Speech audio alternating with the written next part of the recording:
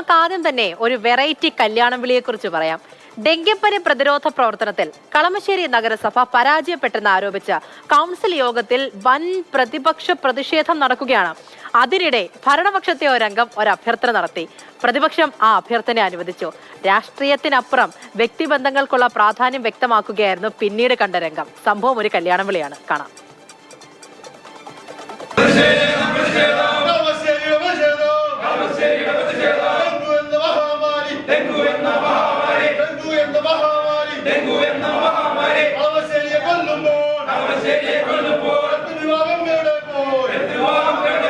കളമശ്ശേരി നഗരസഭാ കൗൺസിലിൽ ശക്തമായ പ്രതിഷേധം നടക്കുകയാണ്.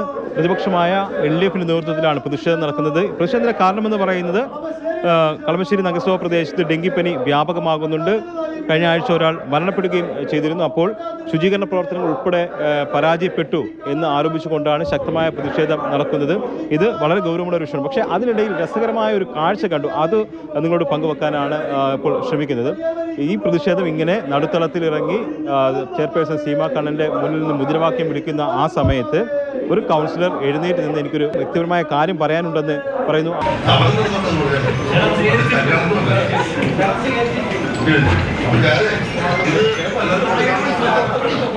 എൻ്റെ മകളുടെ കല്യാണമാണ്, അത് വിളിക്കാൻ ഒരു അവസരം തരണമെന്ന് പറയുകയും അവരെല്ലാം സമ്മതിക്കുകയും ചെയ്ത് അങ്ങനെ എല്ലാവർക്കും കല്യാണക്കുറി കൈമാറുകയാണ് ചെയ്തിരിക്കുന്നത്.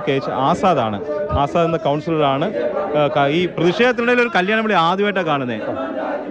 പ്രതിഷേധം ചെയ്ത് 28-ാം തീയതിയാണ് എൻ്റെ മകളുടെ വിവാഹം ഉണ്ടായിരുന്നു. അപ്പോൾ ഇത് ലാസ്റ്റ് കൗൺസിൽ, അതിനൊരു ഡേറ്റ് ഇല്ല.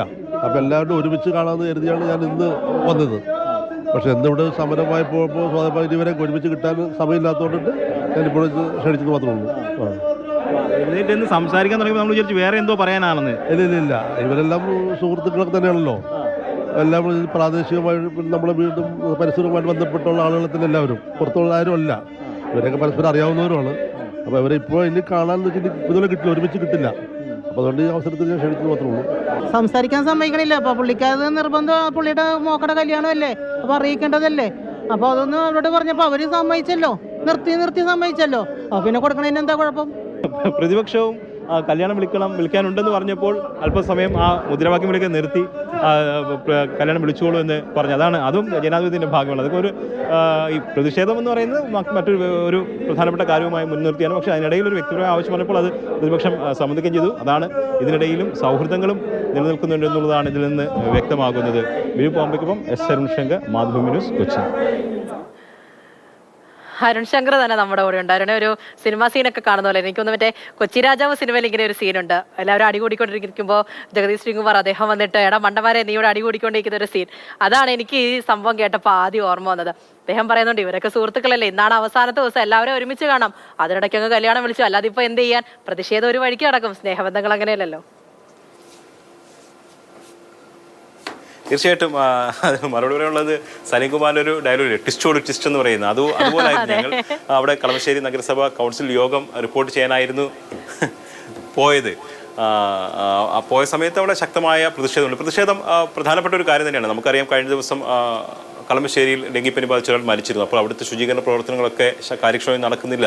അതിലാണ് LDFിൻ്റെ നേതൃത്വത്തിൽ, പ്രതിപക്ഷ LDFിൻ്റെ നേതൃത്വത്തിൽ ഈ കൗൺസിലിനകത്തും പുറത്തും ശക്തമായ പ്രതിഷേധം നടത്തുന്നത്. അതിനിടയിലാണ് ഞങ്ങൾ ഇത് ശ്രദ്ധയിൽപ്പെടുന്നത്. ഒരു മനുഷ്യൻ ഒരു കൗൺസിലർ എഴുന്നേറ്റ് നിന്ന് മൈക്കിൽ എന്തോ സംസാരിക്കുന്നു. അപ്പോൾ ശ്രദ്ധിച്ചപ്പോഴാണ് എനിക്ക് വ്യക്തിപരമായ ഒരു കാര്യം പറയാനുണ്ട്, എൻ്റെ മകളുടെ കല്യാണം ക്ഷണിക്കണം എന്ന് പറഞ്ഞപ്പോൾ പ്രതിപക്ഷം സമ്മതിച്ചു, വിളിച്ചോളൂ എന്ന് പറഞ്ഞു. അവർ കുറച്ചു നേരം അവിടെ മുദ്രാവാക്യം വിളിക്കാതിരിക്കുകയും ചെയ്തു. ആ മുദ്രാവാക്യം വിളി കേട്ടിട്ടില്ലേ? അപ്പം ആ മുദ്രാവാക്യം വിളി തൽക്കാലത്തേക്കൊന്ന് നിർത്തിവെച്ചു. അദ്ദേഹം അവിടെ നടന്ന് എല്ലാവർക്കും കത്ത് കൊടുത്തു.